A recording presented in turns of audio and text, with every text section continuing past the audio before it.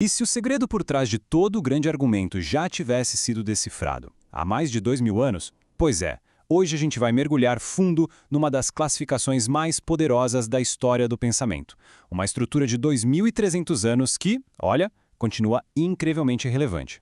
Essa é a grande questão que guia a nossa análise.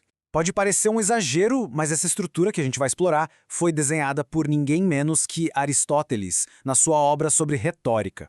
E o mais impressionante é que ela continua super útil porque, no fundo, ele conseguiu mapear os elementos universais de como a gente persuade e é persuadido. Tá, mas aí fica a pergunta, né? Por que nenhuma teoria mais moderna conseguiu, de fato, substituir a de Aristóteles? Simples. Porque ele não inventou uma teoria do nada, tirada da cartola. Ele basicamente observou e mapeou como a persuasão funciona na vida real. Ele descreveu o sistema, não inventou um. E tudo, absolutamente tudo, começa com uma divisão que é ao mesmo tempo simples e genial. Aristóteles sacou que, na hora de convencer alguém, só existem dois tipos de provas, de argumentos. E essa é a base de todo o sistema dele. E a distinção é essa aqui. De um lado, o que ele chamou de provas atécnicas. Pensa nelas como coisas que já existem no mundo. Tipo, um documento, uma testemunha. Quem argumenta simplesmente encontra essas provas e as usa. Do outro lado estão as provas técnicas. Essas sim são criadas, fabricadas, pela habilidade de quem fala. A diferença, então, é toda sobre encontrar versus construir. Vamos começar pelo primeiro tipo, então. É como se a gente abrisse um grande armário de evidências. Ali dentro estão as provas atécnicas. Elas levam esse nome justamente por existirem por conta própria, sem depender da arte ou da técnica de quem vai argumentar. O nome já entrega tudo, né? A técnica. Vem do grego e quer dizer literalmente sem técnica. Elas não precisam da habilidade de ninguém para existir. Elas simplesmente estão lá, e a tarefa de quem argumenta é só pegar e apresentar. E o que a gente acha dentro desse armário de evidências? Bom, Aristóteles listou 5 tipos principais: as leis que já estão escritas, o que as testemunhas dizem, documentos tipo contratos, confissões de alguém e, claro, fatos objetivos. Percebe? São todas coisas que existem por si só, fora do controle de quem está falando.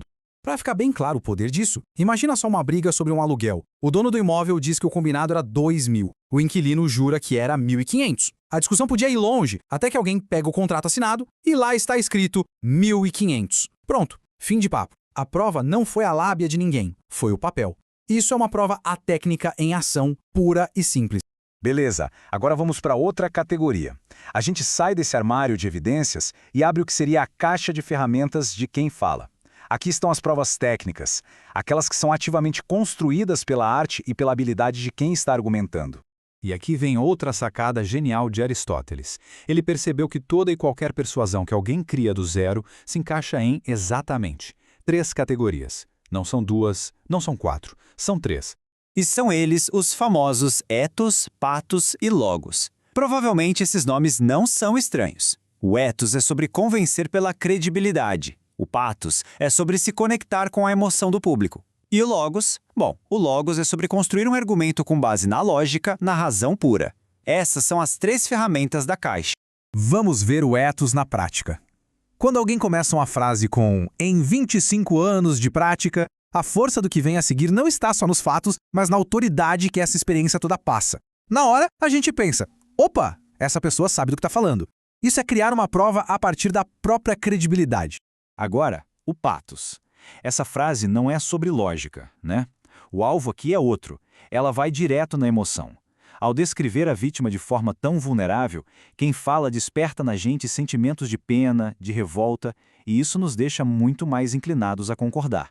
A persuasão acontece pelo sentimento. E por último, o logos. Aqui o argumento é quase matemático. É uma engrenagem. Premissa 1, a lei diz isso. Premissa 2, os fatos provam aquilo. Conclusão lógica, a empresa é responsável. É uma dedução que quase força o público a concordar, porque, bom, faz todo sentido. É a persuasão pela força da razão. Certo? Então, agora que a gente já viu as 2 grandes categorias e as suas divisões, vamos dar um passo para trás e juntar todas as peças. Vamos olhar para o mapa completo da persuasão, exatamente como Aristóteles o desenhou. E aqui está ele. De um lado, as provas atécnicas, as evidências que a gente encontra por aí, Do outro, as provas técnicas, os argumentos que a gente constrói usando as ferramentas de etos, patos e logos. Qualquer argumento que se possa imaginar, de uma discussão em família a um debate político, pode ser analisado com base nessa estrutura. No final das contas, o ponto-chave aqui se resume a uma única palavra: controle. Com as provas atécnicas, nosso controle é limitado a encontrar e apresentar. Elas já existem. Ponto. Agora, com as provas técnicas, o controle é total. Elas são criadas, moldadas e apresentadas pela nossa própria habilidade. Isso tudo nos deixa com uma reflexão final. Com esse mapa em mãos, quais argumentos do nosso dia a dia, num comercial, num discurso, numa conversa, nunca mais vão parecer a mesma coisa? Aristóteles nos deu uma lente poderosa. A questão é como a gente passa a usá-la para entender melhor esse mundo da persuasão que nos cerca.